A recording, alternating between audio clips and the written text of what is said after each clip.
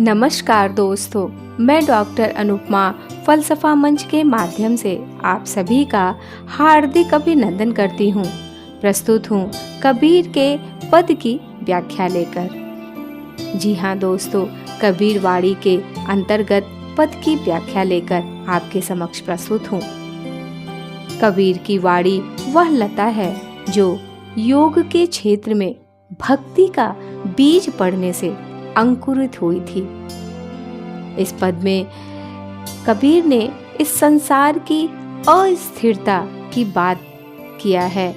अस्थिरता की बात वे बार बार करते हैं और सतगुरु के नाम उनकी महिमा को ही महत्वपूर्ण बताते हैं। चलिए प्रारंभ करते हैं और जानते हैं कि कबीर का यह पद सतगुरु की महिमा को किस तरह से व्याख्यायित कर रही है। रहना नहीं देश वीराना है, रहना नहीं देश वीराना है। यह संसार कागज की पुड़िया, बूंद पड़े घुल जाना है।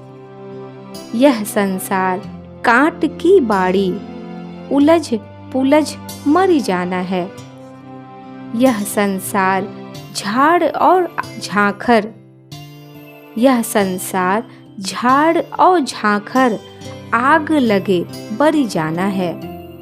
कहत कबीर सुनो भई साधो, सतगुरु नाम ठिकाना है, सतगुरु नाम ठिकाना है। इन पंक्तियों में कबीर बताते हैं कि यह संसार हम सभी के लिए एक पराये देश के समान है। रहना नहीं देश वीराना है। यहाँ इस जगत में हमारा कोई भी ठिकाना स्थायी नहीं है। ठीक उसी प्रकार जिस तरह कोई यात्री कुछ समय के लिए किसी अजनबी देश में रहता है और समय रहते फिर लौट आता है, ठीक वैसे ही हमारा यह जीवन भी अस्थायी है, कुछ भी निश्चित नहीं है। यहाँ इस पद के माध्यम से कबीर समझा रहे हैं कि यह दुनिया हमारा असली घर नहीं है। यहाँ ज़्यादा मोह नहीं रखना चाहिए, क्योंकि एक दिन इसे छोड़कर जाना ही है। कबीर कहते हैं कि यह संसार एक कागज की पुड़िया, एक छोटी थैली के समान है।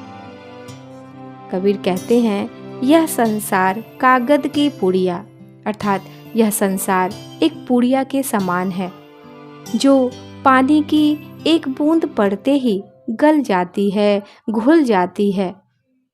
यह कागज की पुड़िया का घुलना ही संसार की क्षणभंगुरता है, जो थोड़ी सी विपत्ति में, थोड़ी सी परेशानियां, विपरीत समय के प्रभाव से ही विचलित हो जाती है। आगे कबीर कहते हैं कि यह संसार तो कांटों की बाड़ी के समान है, जिसमें उलझकर व्यक्ति कष्ट ही पाता है, दुख ही पाता है और उन कष्टों से अंततः मृत्यु को प्राप्त हो जाता है।